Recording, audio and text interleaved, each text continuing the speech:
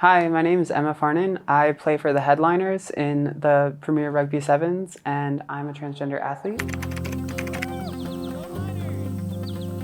I'm originally from Bayshore, New York. It's about an hour east of New York City and right along the south shore of Long Island. I now live in the northern part of Indiana, going to the University of Notre Dame, and I've been there for the past 9 years. So I'm currently studying to get a PhD in aerospace engineering. I specifically study compressible fluid mechanics. When I was younger, I pretty much always knew that I felt more like a girl. I didn't have the language to describe that. Early on, I recognized that my attempts to describe that would often lead to bullying and stuff.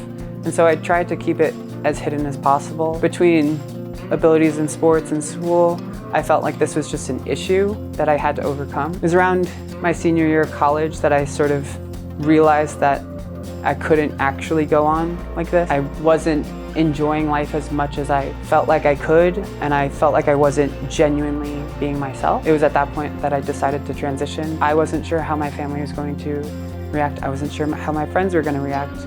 I wasn't sure how it would impact my career, my ability to play sports, my ability to keep a job and housing. All of those risks seemed like they were necessary just because I felt like I was not being authentically who I felt inside. I was doing my best effort to avoid having these thoughts, and it was becoming so burdensome on just daily tasks that talking to some friends who were always supportive of me and I had expressed or hinted at these feelings before. I sort of talked to them saying that I couldn't imagine doing this much longer, having these thoughts and just trying to suppress them.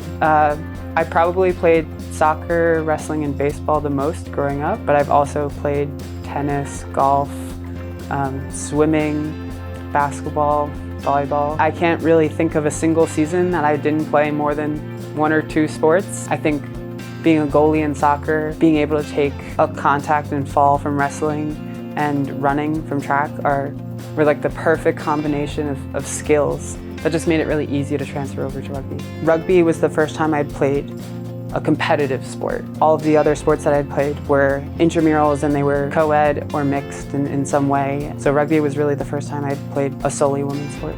I had checked with my coach and sort of updated him, because I hadn't started playing until I'd already been on hormones for over 2 years. Center for Notre Dame and a pretty inexperienced team. You're one of the more experienced players in this team. More experienced as in I played half of the 2019 season, and there you go. And then COVID. Right. So and that's practicing. There was less clarity generally in the transgender guidelines for the USA Rugby at the time. I was following the generalized international athletes guidelines for transgender athletes, and my coach was happy with that. PR Sevens got on my radar, and I was on PR Sevens radar at the same time. At the end of the year tournament for Notre Dame, we were playing in the Collegiate Rugby Championship down in New Orleans, and Richie Walker, who actually did know my coach, came to watch our first game. He was very impressed with just my base skills and athleticism. He told me that he thought I did really well, and if I was interested, that he wanted to put me into the player pool for PR Sevens. This was actually the first time I had heard about it. Went home and looked it up, and it sounded like a great opportunity. I was very, very excited to have this. Sort of stupefied that this level of recognition was coming from what felt to me just like a very early stepping stone in my potential rugby career. So it was really amazing to be able to be scouted and seen while I was still playing for Notre Dame. I mean, I think Emma is a phenomenal athlete. You can tell she's been working hard to improve in her rugby skills and become an attacking and defensive threat. I think the fact that she's a trans athlete, it's great to have that representation, and that our sport is really inclusive and welcoming. Rugby is a great sport for everyone, and that we can be inclusive and welcoming of everyone who wants to be a part of it and wants to put in the work to be really good at it. It's been a really, really fun experience. We did pretty well in San Jose, but then did fantastically in DC. I think that our team has done such a great job at being able to work together and really highlight each of our players' strengths. I think we're finally playing sort of the structure that our coach, Andrew Locke, has wanted us to play this whole time. Just enough. Look at that, how close to the sideline that is, right in, 2 meters in from the sideline. Farnan fields that ball perfectly, taking a page out of teammate Abby Gustaitis' book. She's so class at it, and Farnan just able to dot it down. I think Emma's a great teammate. Ever since the first day, she was one of the first people that I met. She's super friendly, super amazing to have as a friend, and let alone on the field. I think she's just like all of us. She fits in perfectly. There's nothing different about Emma. I think she's a great teammate and a great rugby player, and she works really hard.